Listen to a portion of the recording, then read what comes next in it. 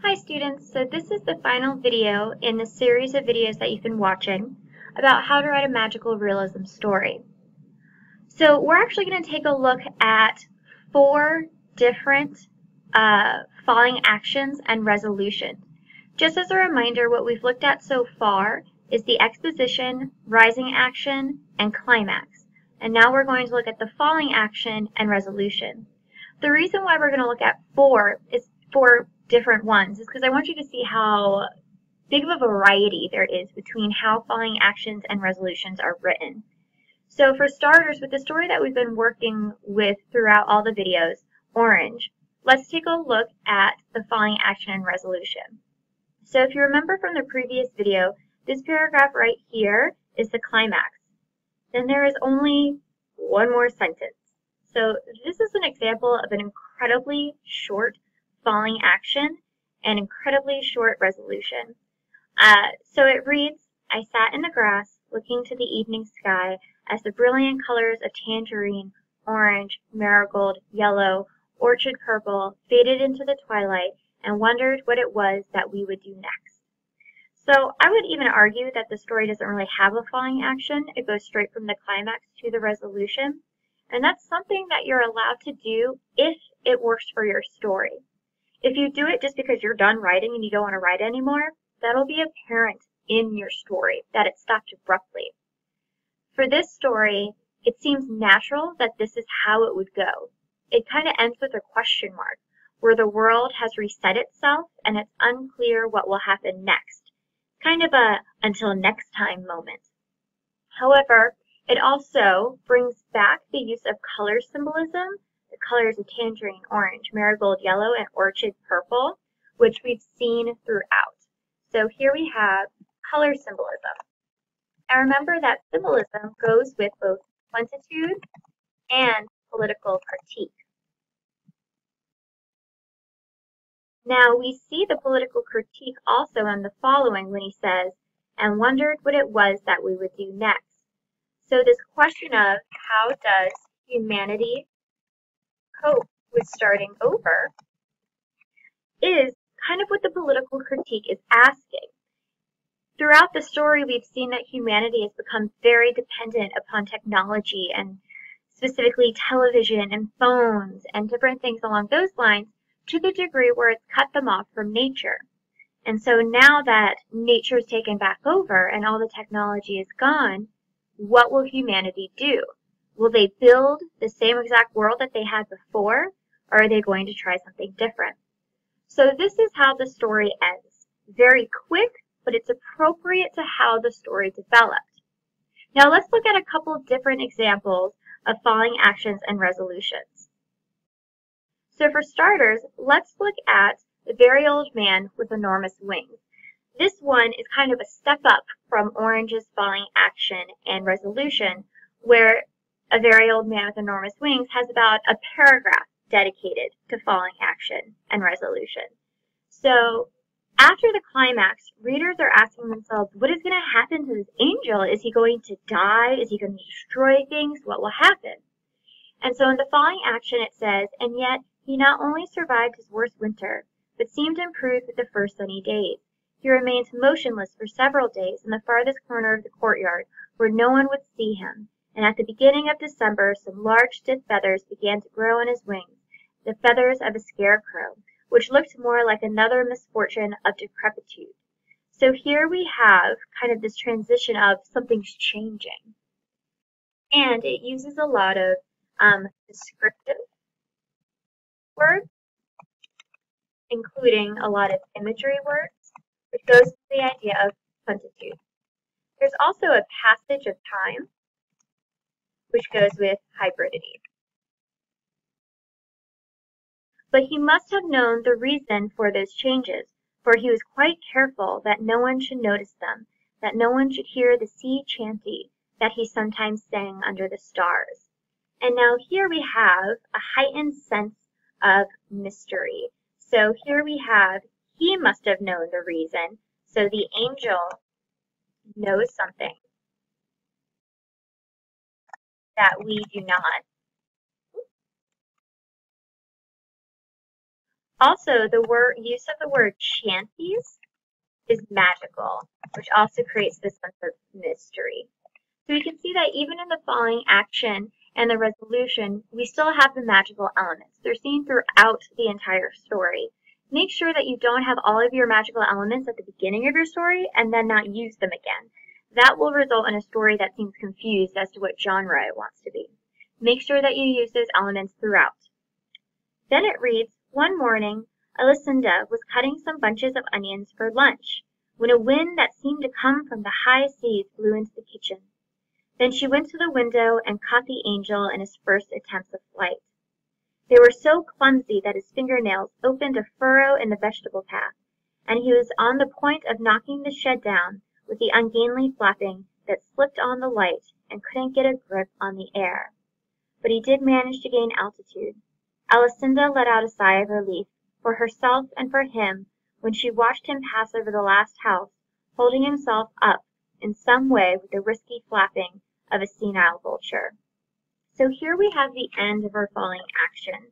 So we were wondering what's going to happen to this angel. And the falling action answers this question. What happens to him? Well, he grows feathers and he finally flies away. Then for the resolution that starts here, she kept watching him even when she was through cutting the onion, and kept on watching until it was no longer possible for her to see him, because then he was no longer an annoyance in her life, but an imaginary dot on the horizon of the sea. So with this falling action and resolution, it's definitely longer than the previous one we looked at, but it's still fairly short. The falling action and resolution all happen in one paragraph, and the resolution is only a sentence. But again, what you should notice is that this resolution again points to the political critique. And that's really something that should happen in your resolution. The political critique should be referenced back to again. You should be able to see the political critique throughout your story, but we should definitely be able to see it here. So when she says he was no longer an annoyance in her life, we have the irony that this angel who helped her family so much is still considered an annoyance. And this is definitely a critique upon people taking things for granted. And then when it says he's but an imaginary dot on the horizon of the sea, it shows how quickly that she and her family are going to be able to forget the angel and what he's done for them. He just seems imaginary now. And again, that shows that people take things for granted and so easily forget the things that helped us in life. So now let's go look at another one. If you feel like you understand falling action and resolution, you can stop here. But if you still need more help, we're going to look at another one. So let's take a look at the Colander. This one has a very different falling action and resolution. It is significantly longer, and it also includes dialogue. So in the Colander, the climax occurs when Stefano is going out in a ship towards the Colander, and then he raises his harpoon to strike. Here the reader is asking, what's going to happen? Is the Colander going to kill Stefano? Is Stefano going to kill the Colander? So that's the climax. Now, starting with the Colander groaned, that's where our falling action begins. This is where our question of what's going to happen is answered. So, the Colander groaned imploringly, what a long journey it's taken to find you. I am too wasted with fatigue. How much you've made me swim, and you keep on fleeing. You never understood at all. So then it goes through this really great dialogue between the Colander and Stefano, where it reveals that the Colander never wanted to hurt Stefano in the first place. He just wanted to give him this pearl that brought good luck. And Stefano, in avoiding the Colander and being scared of him and kind of wasting his life about being obsessed with the Colander, missed out on his chance to have luck, power, love, and peace. He missed out on all the great things in life because he was too scared and too obsessed. Alas, said the captain, shaking his head sadly, how wrong it all is. I managed to condemn myself, and I have ruined my life. Goodbye, poor man, answered the Colander, and it sank into the black waters forever. And that's the end of the falling action, where the story is winding down. Stefano realizes that he was wrong, and the Colander leaves. So, it's a fairly long falling action. Then it goes into the resolution, which is 2 paragraphs long. The resolution reads, 2 months later, pushed by an undertow, a small boat came alongside an abrupt reef. It was sighted by several fishermen who drew near, curious. In the boat, still seated, was a sun-bleached skeleton. Between the little bones of its fingers, it grasped a small round stone. So here we have hybridity, where not only does it change time, but more importantly, it changes who it's focusing on. So Stefano is no longer alive, he's died. It's now focusing on these new characters, the fishermen. So we have hybridity here, where it changes in time, and it also changes the narrator. And then it describes what's occurred to Stefano in a very final way, which is why it's the resolution. And then at the very end of the resolution it reads, "The Colander is a huge fish, frightening to behold and extremely rare. Depending on the sea and the people who live by its shores, the fish is also called Colombri, Columbra, Colonga, Colubalu, Chalangra. Naturalists strangely ignore it. Some even maintain that it doesn't exist." So this is the very end of the story, and it has a very final feeling to it, as your resolution might. It could also end with a question mark, or it could end with a period, where it's clear what you've decided upon. Now with this, again, it refers back to the political critique, where the Colander symbolizes those things in our lives that we let ruin our futures. Those obstacles that, since we can't overcome them, we focus on them as opposed to moving on. So with the Colander, when it's described here as being frightening and extremely rare, and then some people saying it doesn't exist, that talks about the feelings that people have towards the obstacles in their life that they can't get over.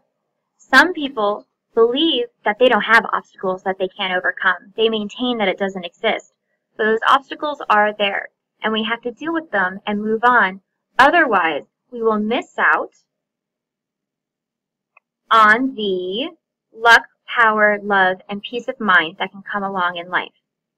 So what you should get out of these is that no matter what, your following action can be different sizes, and your resolution can be different sizes, but there's commonalities between it where it's still using magical realism elements, and the resolution always refers back to the political critique. So I know I promised you 4 examples, but we're almost out of time, so I'll just go over the firebug really, really quickly. The climax is here when we're wondering if she's going to kind of kill the Sharpie boy with her fire, because she's already set a bus on fire. But then the following action occurs when it says, "He's done it somehow," calms you down, or just calmed you. So here we're like, what's going to happen? What's going to happen? What's going to happen? And then the following action tells us what happened. This part, that "he's done it somehow calmed you down," answers the question of the climax. And then from there, we have the resolution. Well, actually, we still have more following action. So the following action, she describes how she's becoming calm and how she realizes that she's controlled it. And then we get to the resolution, where she says, "Whether you are in control of your destiny or whether you never will be, you know you're done trying to hide it." So this resolution, again, brings back the political critique about feeling like an outcast and finally deciding to accept yourself. So again, we see a very different kind of following action. Following action is a couple paragraphs and goes into this last one, and the resolution is 1 sentence. So now that you've seen a bunch of different examples